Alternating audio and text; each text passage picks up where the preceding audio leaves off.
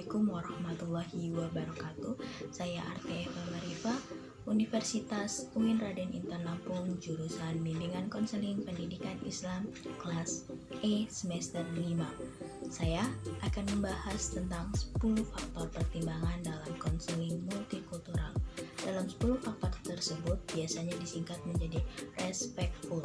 Yang pertama adalah religious and spiritual identity atau identitas keagamaan.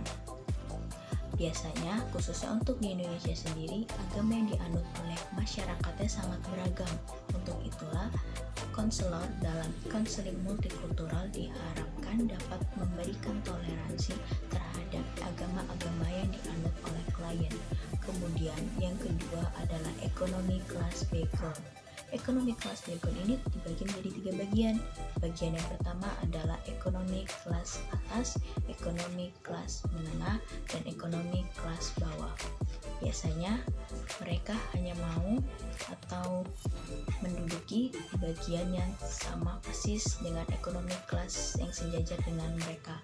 Misalnya, seperti ekonomi kelas atas hanya mau berinteraksi, bersosialisasi, dan mengakui untuk sesama ekonomi kelas yang sama atasnya. Kemudian yang ketiga adalah sexual identity atau identitas seksual atau identitas gender. Kemudian yang keempat adalah psychological development, perkembangan psikologis.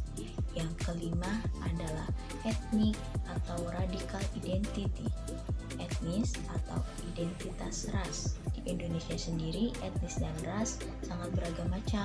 Untuk itulah, sebagai seorang konselor dalam konseling multikultural, diharapkan dapat memahami, memberikan pemahaman dan juga toleransi untuk etnis dan ras yang berbeda dari kita sebagai konselor untuk klien kita. Kemudian yang keenam adalah chronological disposition atau disposisi kronologis. Kemudian yang ketujuh adalah trauma and other threat to their person well-being, trauma dan ancaman lain terhadap kesejahteraan pribadi. Diharapkan konselor dapat memberikan kesejahteraan pribadi untuk kliennya, di mana trauma maupun ancaman lain dapat dihapuskan. Kemudian yang kedelapan adalah family history atau sejarah keluarga. Setiap keluarga pasti memiliki sejarahnya masing-masing. Untuk itulah, sebagai konselor multikultural diharapkan dapat memahami setiap sejarah-sejarah yang ada di setiap keluarga klien. Kemudian yang kesembilan adalah unique physical karakteristik atau keunikan karakteristik psikis. Setiap individu pasti memiliki keunikan karakter psikisnya. Kemudian yang terakhir atau yang ke-10 adalah language and location of resident which may affect the helping process, atau bahasa dan lokasi tempat tinggal yang dapat berdampak dalam proses layanannya.